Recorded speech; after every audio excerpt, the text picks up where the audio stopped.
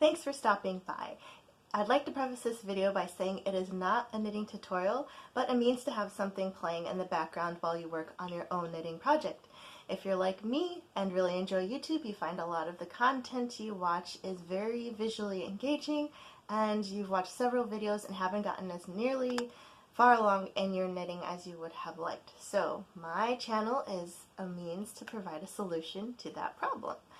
So if you are new, thank you for stopping by. I'd like to say that you are watching one of the videos in my Knit Ahead for the Holiday series, and it is designed to keep me on track with my knitting while having something going on for you.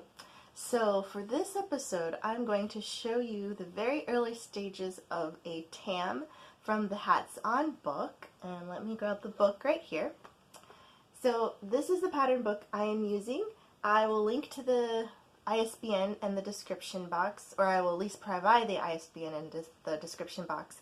I had originally linked in the first time I knit from this book a link to, I think it was Amazon. There was a vendor who had an out-of-print copy. This book is out of print right now, so I don't know if that seller still has a copy available, so I'll just link directly, or I'll just provide the ISBN so you can find a vendor yourself that has this book, or maybe they have it at your local public library, or you have a friend who has it, or you can find it at maybe half-price books or yard sales, secondhand stores, what have you. This was gifted to me. One of my coworkers was destashing her knitting collection, and she had a lot of pattern books and other things like that she just gave me. Yarn, pattern books, books on knitting in general, and I was really thankful to her, and I've actually gotten use out of this, maybe 3 hats so far that I have been successful in knitting, or at least trialing to knit. I've completed 2, the watch cap or like the classic watch cap and the stockinette watch cap are holiday gifts that I have now officially finished. And I knit the tam first, which in my thumbnail you'll see what I thought was going to be the one and only tam that I would knit, and I had some problems, so I am starting over and going to make one that's better now that I know what I'm doing and can complete the project and give it away. So with that, let me show you the one that I already completed, since it was in the thumbnail. Don't want to tease you. So here we have the tam. It's a 1x1 rib for the hem? No. Cuff, yes. I'm losing my words here. So 1x1 rib for the cuff. I knit this using the Caron 1-pound yarn and a really pretty blue. I forget the color, but you know, I just grabbed a big ball of it at Joann's Fabrics. They were having a sale, and it was when I was just starting out knitting, so I still have a lot of this yarn left, but I've knit a scarf, I've knit this hat. I think that's all I've knit from that 1-pound ball so far, but I still have a lot more to do, so trying to think of some other projects that are quick that I can knock out with the rest of the yarn. But anyway, yes, Caron 1-pound yarn. I knit this hat, so it's 100% acrylic. It's not super soft, but it's not super itchy either. It's just a very basic yarn. You have a, after you do the crown, you have to KFB 1 stitch for every stitch, so you increase your stitch count doubles, and then you just knit for like a few inches, and then you start making the decrease to make this top billowy part. And then you do an I-cord for the little tail at the end. Oh my gosh. You know, excuse me, it's hot, I'm glistening again, and my cats seem to want to cuddle more in the last couple days, so their fur is just sticking to me, and I think that was like a little fuzzy from them. And my girl, Kabu, she's been wailing away. I think she caught something, and that's usually her war cry when she has successfully hunted down a toy. She row row row. You know, if you have cats, you may know what that behavior is like. But when I was doing the intro to this, she started going off, and I think she's upstairs now trying to eat some food or take a drink of water. But if you hear her, Koji, my boy, he's out. He's in a box, he's sleeping, so I don't think he's gonna be any issue for the filming today. But if you hear some wailing, it is my kitties, or one of them at least, and they're fine. They're just doing their thing, and I have them outside of this fur-free zone because this is where our guests stay. This is where we like to do, or I like to do my crafts so that I don't get them fuzzy before I give them away to friends who may have cat allergies or just don't want cat fur all over their stuff. So anyway, let me talk about this a little bit more before I start, or show you where I am on the real one. I did mess up. So if you see right here, there's like these little, trying to find out, these little bumps here. I was in the middle of KFBing and lost what the heck a KFB was. Like, I thought I knew what I was doing, went around, and it wasn't even like, well, this is the start of my round, and then this is where they're starting to get weird. So it wasn't even that far in, and I was like, am I doing this right? Yeah, I must be doing this right. So when I did that, I went around again, and after you KFB, you just work even. So if you don't know what that means, I did not know what that means, so I looked it up, and that's just knit around, stockinette stitch. So because I'm not turning my work, it's just straight knit stitches all the way around, because your purl is on the back no matter what if you don't turn your work. So work even. When I got to that point, I noticed my KFB was all wonky. I just kind of knit into whatever was going on there, and that's where I got those weird purl bumps. And after doing it, I was like, it's not that great. And then my rib, I felt like maybe it was a little bit too loose because I could see each line and it doesn't really stretch. This is also, you have to cast on and rib stitch. So I had to look online to figure out how to do that because I mentioned in another video or two about this pattern book that the photos were not helping me at all and explaining what I was supposed to do. And the explanation that was written out was also not very helpful to me. So I learned best by watching. And so thankfully YouTube now has 1,000,001 videos on how to do something, which is not what this series is. My channel is not a tutorial. I will say that in every single video because you will not learn anything from me as far as how to knit well, because if you watched any of my other videos, you know that I struggle sometimes with just grasping the concept of what I'm supposed to do, and then my stuff comes out where I have to do another one because I just was not paying that much attention, or I thought I knew what I was doing, or I didn't care. So there are a couple things. So I'm like kind of casually knitting but needing it to look professional at the same time, and those two things do not always mix. So then I end up making another one, and that's where we are today. So let us look at my current project. I was able to finish making the crown of the classic watch cap that I was working on the other day.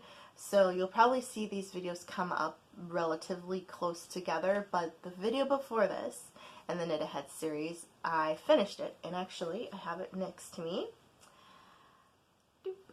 See, I have the crown done now, and I haven't taken the provisional cast on off yet, and I haven't fully woven in all my ends of my extra yarn that I used when I added another cake to continue knitting. So I have to finish all of that up, but for the most part the project itself is complete. And I was able to get my size 4 US fixed circular needles back from that one after I was using the DPNs, and now I can use these because the cuff requires size 4 US needles to do the cuff, and then you switch to size 6 to start your KFB, and then your work even and your decrease and all that stuff. So you need 2 sets of circular needles, and you also need a pair or a set, oh my gosh, a set of size 6 DPNs to decrease for the crown. So keep that in mind if you want to do that pattern in the book, but it explains that all in the book as well, what you need. So I have my stitch markers, or my stitch stoppers on here so this wouldn't fall off. I have a orange stitch marker to mark the beginning and end of my round. I have a crazy long tail because I didn't want to figure out how much 88 stitches, because I'm using the size medium of hat and I need 88 stitches cast on, so I just kept a really long tail because I had to knit, purl, or actually purl knit because my first stitch I decided was going to be a knit. So then my very first cast on was actually a purl stitch. And I've completed one round now, and I'm on my second of the rib. And for the rib stitch you have to knit through the back and then purl, so you have to make sure you're not knitting through the front. And the yarn I'm using is Caron Simply Soft. It is 100% acrylic. And what else do I know about this? There's no dye lot. It's worsted weight, and it's 6 ounces or 170 grams in this little ball here. So I am also using the color, does it give me a color?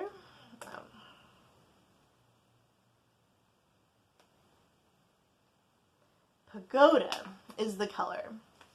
So it's like this nice teal color. Of course, if you've watched any of my other videos, you may have heard me mention that like teals and blues, variations of those shades are some of my favorites. And it's true. I actually bought this for, why did I buy this? I was going to knit a hat last year and I didn't finish my projects in time to start it for the holidays. So it's actually around the same color as the double knit scarf I made for my cousin's daughter. And one's like a sky blue, like a light baby blue color, and then the other color on the other side is one like this. But that's 100% alpaca, baby alpaca, and I didn't want to spend the money to buy more of that yarn to make the hat, so it's like, I already have this one from last year, why don't I just use it and make her hat? So she's gonna have a tam, and I had some buttons that I was gonna use for a different craft years and years and years ago, and one's like navy blue, and I thought it'd be cute to attach it to the side as like an accent piece just to kind of jazz it up a little bit, and we'll see how it goes. So let's begin, or let's continue. Since my stitch marker is down here, I've already been knitting a little bit, and now I am on, since my yarn is in back, this is going to be a purl. Yeah, so it's another hot day here. I have to make my lemon squares for the barbecue for tomorrow, and I'm waiting to hear back if they have a plan B. If the rain, it's supposed to rain, scattered thunderstorms, so if it does rain, are they going to move the party inside?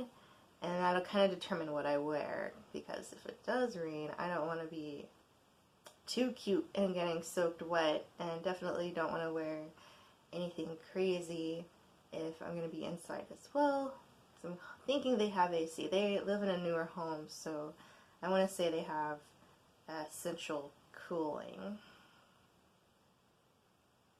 but we'll find out.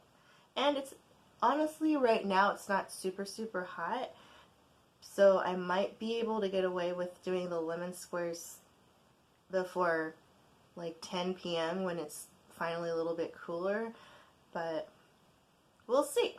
I'm definitely excited to go.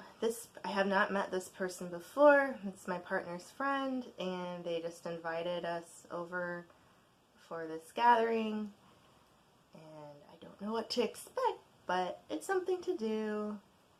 Besides, knitting, I guess, because I was thinking, oh, I could take my knitting, but I'm like, oh, that's going to be super rude. Why would I even think that? But oh, when I have a moment and I've done my chores now, painted my nails yesterday, got all my stuff done for the weekend, so I can just focus on knitting. But I think the party is at noon, so I don't think we'll be there all night since we both have to go to work on Monday morning. So we'll see how it goes. So additionally, I've mentioned a couple times now that Knit Pick site is having this sale, and I think I'm going to add it because I think if you spend, I don't know if it's part of the sale or if it was a separate promo or if it's still going on, but if you spent, I think, $25, you get a free pattern book, and I wonder if I can choose which one it is because they have this small pattern book and it's about cat related patterns, and I saw this shirt I really want to knit.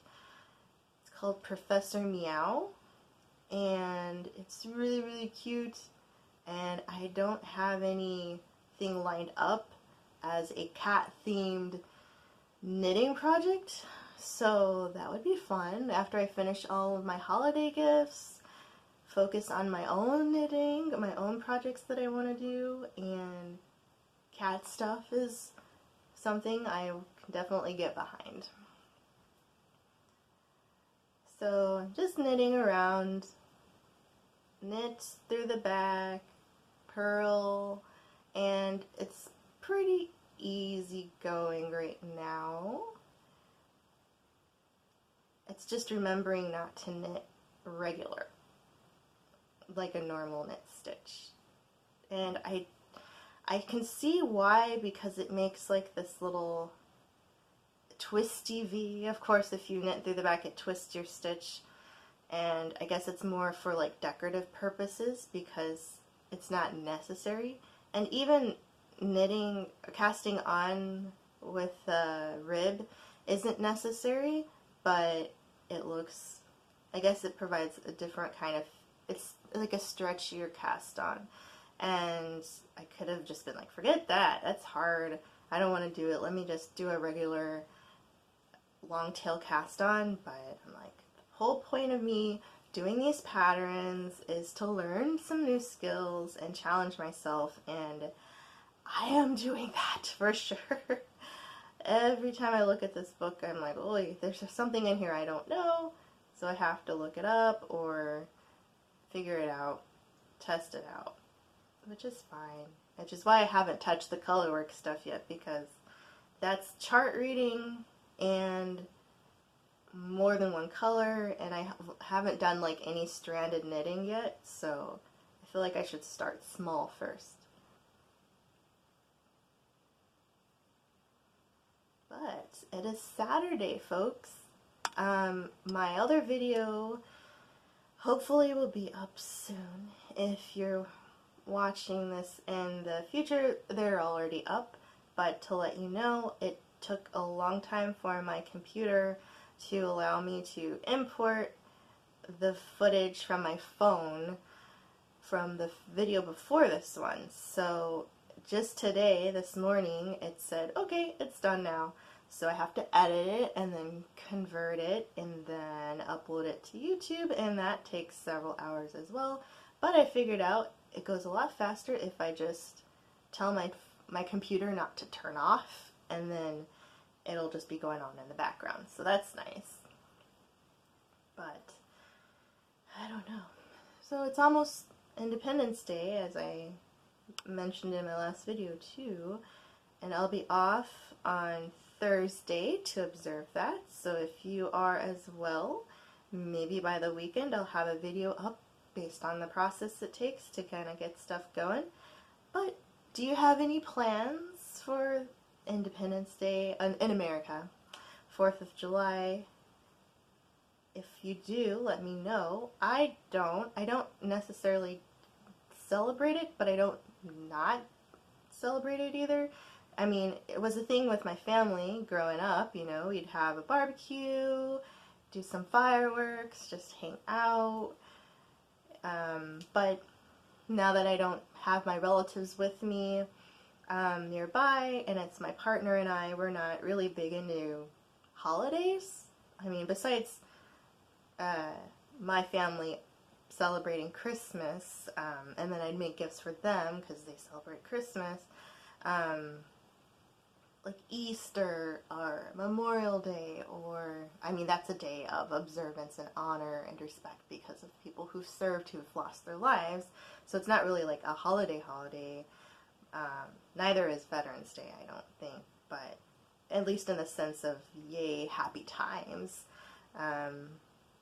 Thanksgiving, Valentine's Day, Halloween, I'm here, I'm alive. I might wear something pumpkin themed or orange and black themed just because it usually falls on a day when I'm at work and I don't do costumes like that, but they're kind of just days for me.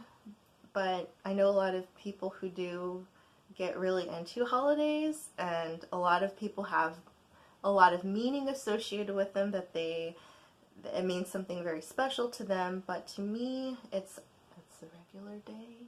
I might go to the mall. The mall's open until 6, so it'd be so fun to annoy the poor people who have to actually work that day. But if I'm off, it's usually everything else is closed because people are observing those days. And I'm like, well, this is the only day I have like a free day off where I didn't have to use my vacation, so let me take advantage of it, but then nothing's open. So maybe we'll catch a movie or just hang out. I don't know. If I'm lucky, well, I doubt it, because by the time I get my knit picks order in, it will not be my day off anymore. So I'll have to do a separate video where I just unbox everything I got and show you guys. That'll be exciting.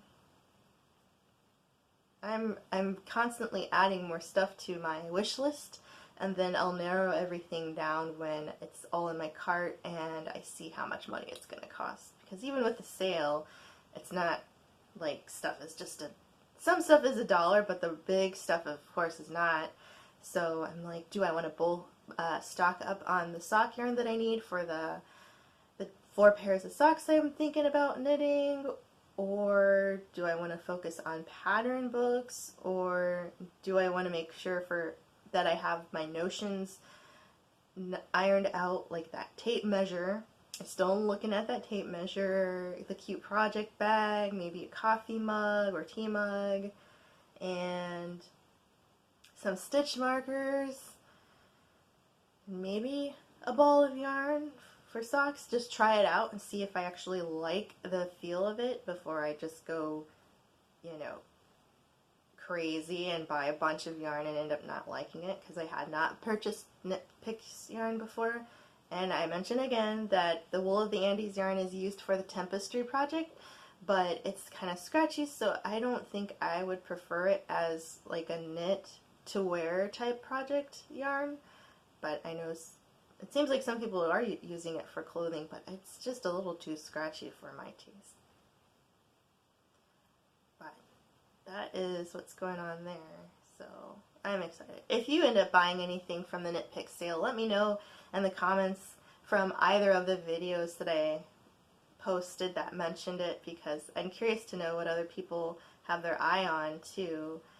If you're like me, I love to window shop because I'm not made of money, as many of us are not, and it's fun just to pretend like, oh, look at, if I had this money, I could buy that and that and that. And I just put them all on my wish list, and then if I'm lucky, if I've, of course, I always pay all my bills and everything first, and then if I have any left over that's not squirreled away for emergencies and things like that, and I have a little bit of disposable income left, then I'll look at my wish list and think of, what do I really, really, really, really want?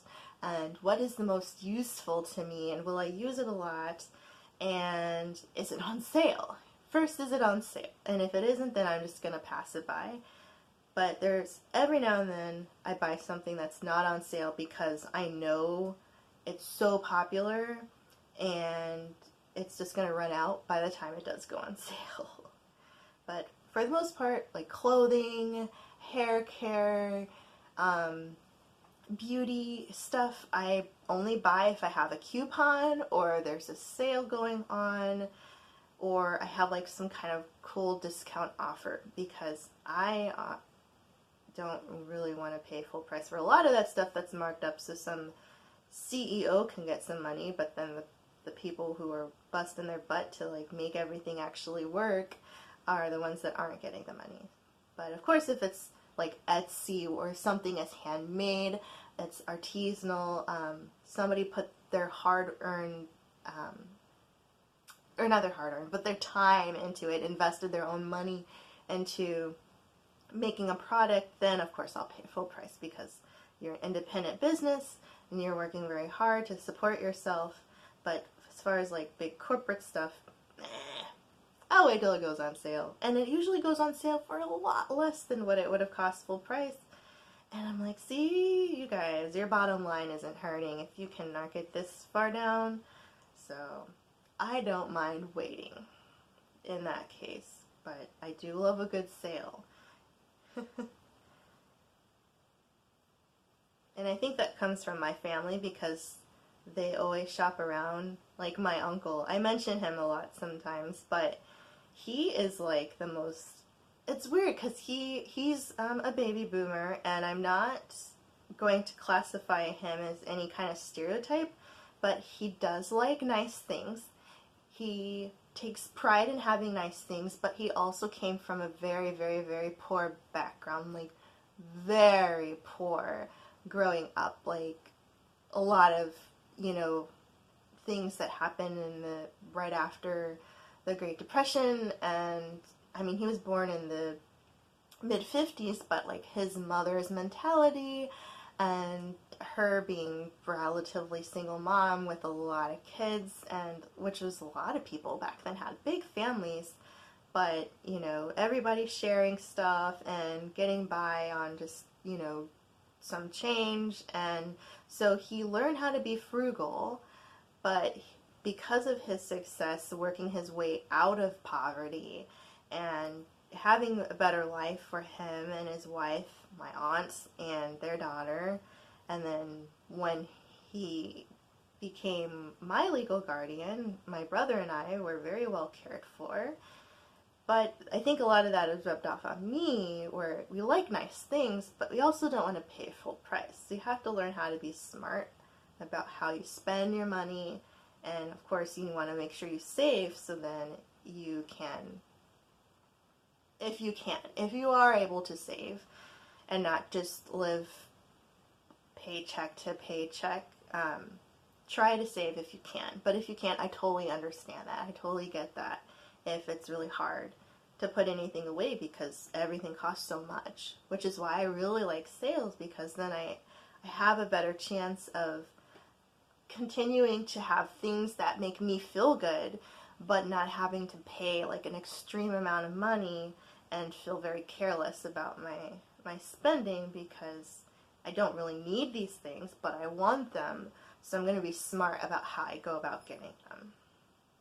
But let me know in the comments, how do you spend? Do you like to buy things for yourself? I know some people who don't like to shop at all, hate shopping in fact, and some people who like to buy everything, and also people who really love couponing and bargain shopping and thrifting and all of that stuff. Like, let me know, what brings you the most joy? If you had to buy anything that is like your go-to feel-good purchase, like what is it? For me, I want to say it's yarn, but it's like I don't always get to use it immediately. So if I'm collecting yarn, that's a problem because it's taking me so long to use it because I knit slow.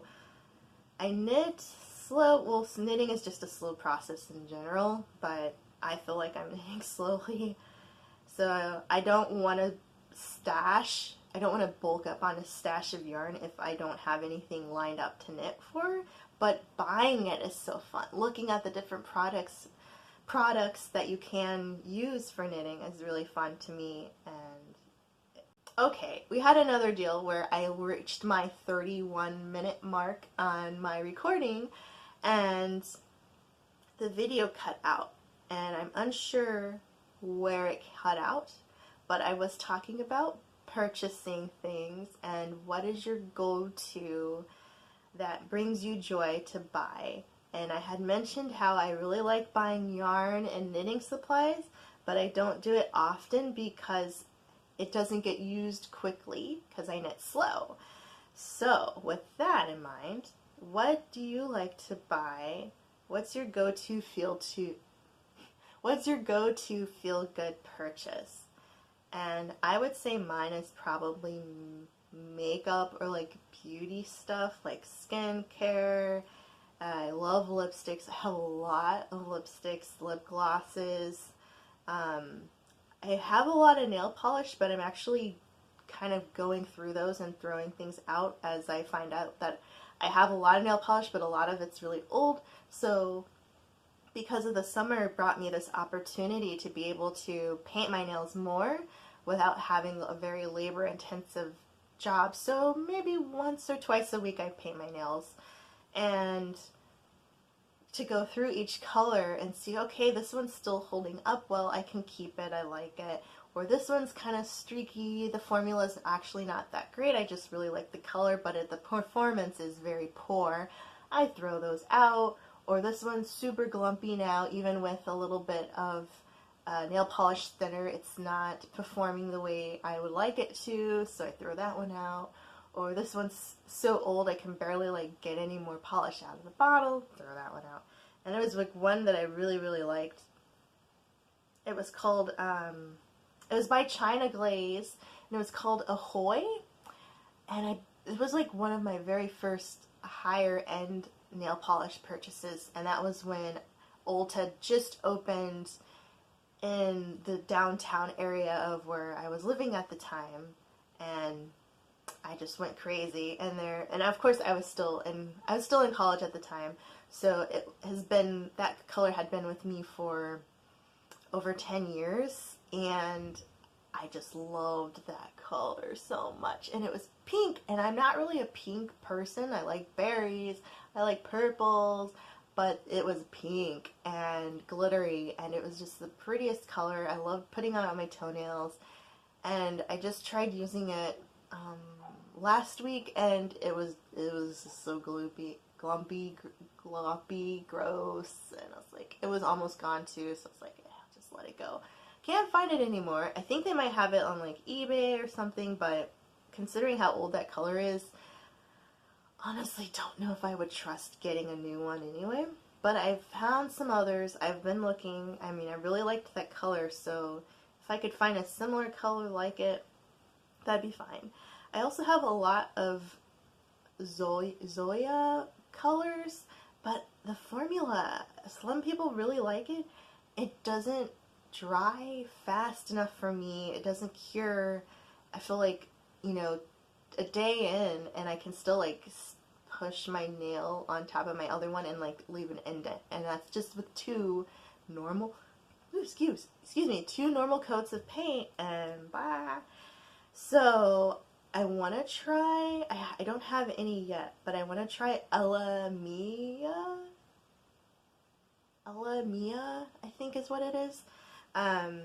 They are cruelty-free, which is something I've also been focusing on the last 3 years. I've only been purchasing cruelty-free products for my health. Well, not my health, because I think those are tested on animals to make sure they're okay and they work. But for skincare products, my hair care products, and my nail polishes, any kind of beauty-related stuff, I only purchase cruelty-free now. And Ella Mila,